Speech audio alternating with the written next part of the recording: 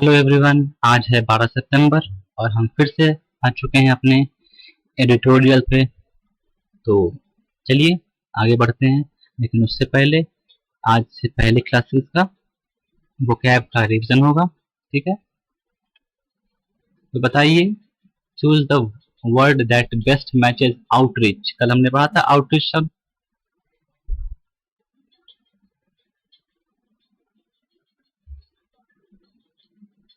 तो आउटरीच का मतलब होता है एक्सटेंड।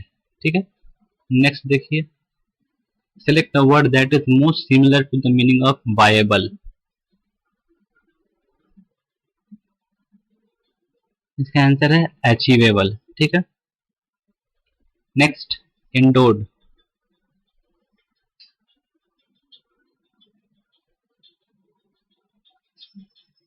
इंडोर्ड का सिनोनिम है हमारा ये bestowed. Choose the word that best matches get cracking. Get cracking मतलब क्या था, कल पढ़ा था हमने।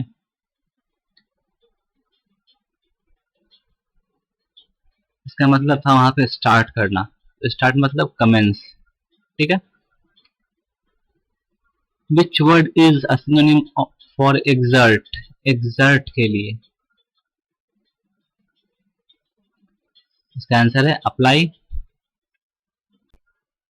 स्टिल जस्ट 5, अभी तक सिर्फ 5। With an even more aggressive China against UNSC permanent membership for India, reforms look tough। कहता है कि यूएनएससी में मतलब यूनाइटेड नेशन सिक्योरिटी काउंसिल में भारत के लिए परमानेंट मेंबरशिप जो है उसके अगेंस्ट चाइना बहुत एग्रेसिव है।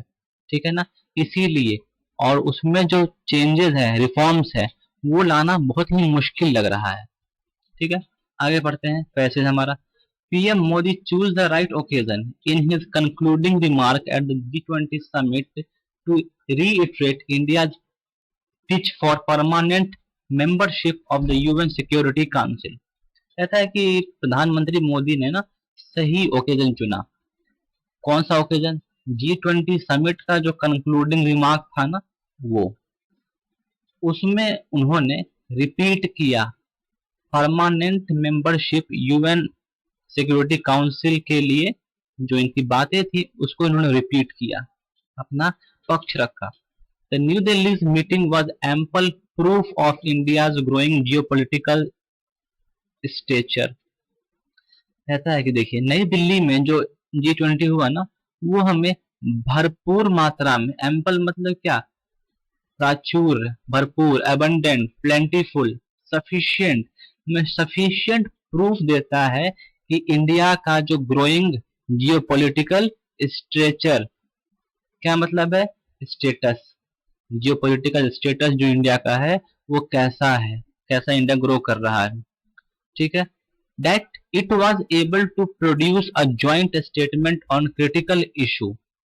और इन सब मुद्दों पे अब क्या हुआ है कि G20 का जो कंक्लूजन दिया गया उसमें जो इंडिया का ग्रोइंग जियोपॉलिटिकल स्टेटस है, उस कारण से क्या हुआ है कि भारत ने ज्वाइंट स्टेटमेंट दिया है क्रिटिकल इश्यूज पे, including Ukraine war. Ukraine war पे भी उसने अपना स्टेटमेंट दिया है।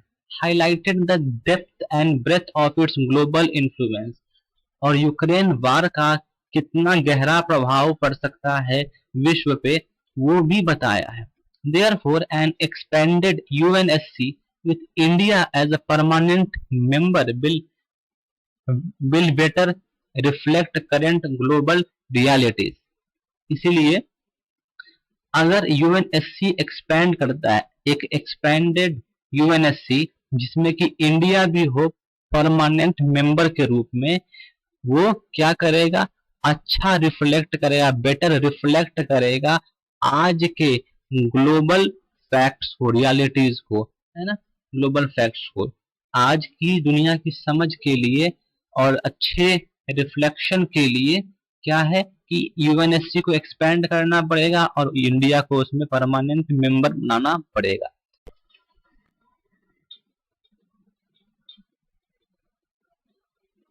However, UNSC reform have been stillborn for decades. Stillborn का मतलब क्या होता है? मृत जन्म से मरा हुआ, यानी कि जब जन्म लिया उसी समय क्या है, मरा हुआ था। तो यूएनएससी रिफॉर्म जो है ना, वो जब से जन्म लिया तब से मरा हुआ ही है, यानी कि उसमें जो बदलाव हुआ है आज तक नहीं हुआ है। The last time the council was expanded was in 1965। पिछली बार जो ये काउंसिल है, यूनाइटेड नेशन सिक्योरिटी काउंसिल, वो 1965 में एक्सपेंड हुआ था, उसका एक्सपेंडिंग हुआ था 1965 में, ताकि नॉन परमानेंट रोटेशनल मेंबर्स की संख्या को बढ़ा के 10 किया जा सके। बट द 5 वीटो बिल्डिंग, मतलब कि वीटो बिल्डिंग है, देखिए वीटो बिल्डिंग मतलब एक्सरसाइजिंग, वीटो का जो इस्तेमाल करने वाली कंट्रीज है 5, है ना, permanent members have remained the same since 1945। 1945 से अभी तक वो लोग सेम ही है। यूएनएससी का जो फाउंडिंग हुआ था, यूनाइटेड नेशन सिक्योरिटी काउंसिल का जो फाउंडिंग हुआ था, वो 1945 में हुआ था। Notwithstanding People's Republic of China replacing Republic of China and Russia taking over the erstwhile Soviet Union seat. यानी कि 1945 में ये चीज हुआ था। इस चीज पे आप गौर ना कीजिए कि हाँ, जो चाइना का पहले नाम ये हुआ करता था अब ये हो चुका है, और जो रशिया जो था पहले वो सोवियत यूनियन का पार्ट था, आज रशिया हो चुका है। तो इन सब बदलावों को अगर आप छोड़ देते हैं तो जो 1945 में था वो आज भी है। The main reason for this inertia, inertia means inactivity, the main reason जो है इस इनएक्टिविटी का is the high bar, bar मतलब रोकना, for effecting UNSC reform, UNSC reforms को रोकने का जो इतना हाई बार लगा हुआ है ना, वही इसके इनएक्टिविटी का मेन कारण है। The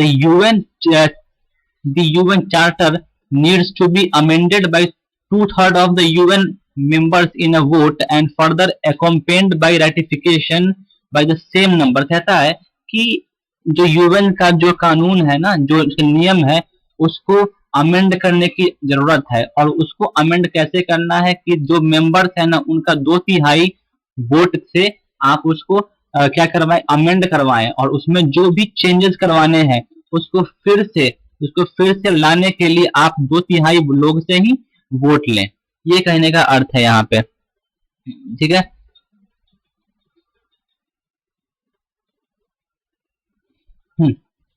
Crucially, this must include all the 5 UNSC permanent members, और इसमें जो 5 परमानेंट मेंबर्स हैं वो इंक्लूड होने ही चाहिए। Over the years, these 3 blocks have emerged advocating reforms। कहता है कि सालों से जो कुछ सालों से जो 3 ब्लॉक्स हैं, मतलब 3 ग्रुप्स हैं, अलायंस है, वो क्या हुए हैं, वो इमर्ज हुए हैं रिफॉर्म्स के लिए, एडवोकेट करने के लिए। और वो कौन कौन से ग्रुप हैं, वो है G4, एक है यूनाइटिंग फॉर कंसेंसस, और एक है अफ्रीकन यूनियन। ये 3 ग्रुप हैं। जो G4 है उसमें इंडिया, ब्राजील, जर्मनी और जापान आते हैं। और जो सेकेंड ग्रुप बना यूनाइटिंग फॉर कंसेंसस, इसमें इन 4 देशों के क्या है, राइवल्स हैं, G4 से रीजनल राइवल्स हैं, उनके विरोधी हैं, दुश्मन है, Pakistan, Italy, Argentina and south Korea. ये 4 देश हैं, ठीक है। और African union, they all differ on the nature of reform. ये सब जो है ना, इनके रिफॉर्म्स के नेचर से ही अलग है, यानी कि कोई भी एक जैसा नहीं है। G4 जो है वो चाहता है कि यूएनएससी में परमानेंट मेंबरशिप मिल जाए। यूनाइटिंग फॉर कंसेशंस ये चाहता है कि जो नॉन परमानेंट सीट्स है ना, उनका एक्सपेंशन हो जाए। और जो एयू है, मतलब अफ्रीकन यूनियन है, वो यह चाहता है कि 2 परमानेंट अफ्रीकन सीट जो है ना, रिजर्व होनी चाहिए यूएनएससी में, और उनको वीटो पावर मिलना चाहिए, ठीक है। Plus among P5 China has been playing spoiler. अगर हम सारे 5 कंट्रीज की बात करें तो जो चाइना है ना, वो स्पॉइलर का काम कर रहा है, खेल बिगाड़ने का काम कर रहा है, यानी कि रिफॉर्म्स में जो बाधा डालने का काम करता है, मेन करने वाला यही है। Its position has been consistent with the Uniting for Consensus group to deny China and Japan permanent seat. देखिए, यूनाइटिंग फॉर कंसेंसस जो है वो इंडिया और जापान का परमानेंट सीट के विरोध में है। परमानेंट सीट की जो अपील करते हैं इंडिया और चाइना, उनके विरोध में यूनाइटिंग फॉर कंसेंसस ग्रुप है, क्योंकि ये लोग इन देश के विरोधी ग्रुप हैं और चाइना ने अपना स्थिति इनके जैसा ही बना लिया है, कंसिस्टेंट कर लिया है। And given the state of India China ties today, Beijing is unlikely to support New Delhi position in the foreseeable future. कहता है कि जो आज भारत और चीन के संबंध है ना, तो उससे जो भविष्य में बीजिंग जो है वो दिल्ली का साथ देगा ऐसा तो नहीं लगता है, ऐसा नहीं है। Yet UNSC reforms need a fresh push if the body is to remain relevant। कहता है कि यूएनएससी रिफॉर्म्स को ना एक फ्रेश क्या चाहिए, धक्का चाहिए, एक पुश चाहिए। कहता है कि अगर यूएनएससी को रेलेवेंट रहना है तो एक नए फ्रेश इसमें रिफॉर्म्स की आवश्यकता पड़ेगी। As Ukraine war and other crisis show, जैसा कि यूक्रेन वार और अदर घटनाएं हमें बताती है, not having an expanded UNSC had led to substantial sidelining of global south issue। कहता है कि अगर यूएनएससी एक्सपेंड नहीं होता है तो हमें ये तो आज के जो कंडीशन वो हमें बता रहे हैं कि आज के टाइम पे ग्लोबल साउथ जो है ना, ग्लोबल साउथ के जो इश्यूज हैं उनको दरकिनार कर दिया जा रहा है, साइड लाइन कर दिया जा रहा है। If the UN is not to go to the League of Nations way, अगर United Nations League of Nation के रास्ते पे नहीं चलना चाहता है तो it must have countries like India, तो उसके पास इंडिया जैसी कंट्रीज होनी चाहिए एज परमानेंट यूएनएससी मेंबर। ये था। अब ये लीग ऑफ नेशन क्या होता है? An intergovernmental organization founded after World War one, World War one के बाद खोजा गया था, and replaced by United Nations after World War two. तो ये खत्म हो गया था, इसमें बदलाव नहीं आएगा तो यूएन भी खत्म हो जाएगा, ठीक है ना। तो इसमें क्या किया गया है, इस पैसेज को अगर देखा जाए तो इसमें क्या हुआ है, क्रिटिसिज्म किया गया है ना, कि जो आपने बदलाव नहीं करोगे, आप निंदा किया गया है कि अगर बदलाव नहीं करोगे तो आप भी खत्म हो जाओगे। अगर आप इससे बचना चाहते हो तो ऐसे ऐसे कदम उठाने पड़ेंगे आपको, ठीक है। अब चलते हैं जरा सा आज के क्वेश्चंस पे। What is the primary tone of the passage? बताइए, टोन क्या है पैसेज का? ऑप्टिमिस्टिक तो नहीं है, आशा तो नहीं कर रहा है, न्यूट्रल भी नहीं है, क्या ये कॉशियस है? नहीं, ये क्रिटिकल है। Which of the following is not one of the blocks, not of the group नहीं है, mentioned in the passage advocating for UNSC reform. UNSC reform बदलाव करने के लिए जो 3 ग्रुप थे इनमें से वो कौन सा नहीं है? G4 था हमारा, यूनाइटिंग फॉर कंसेंसस था, अफ्रीकन यूनियन भी था, ब्रिक्स नहीं था। तो यही हमारा आंसर है इसका। Why has UNSC reforms been stagnant for decades according to the passage? UNSC reforms जो है आज तक क्यों स्टैग्नेंट है, रुका हुआ है पैसेज के अनुसार?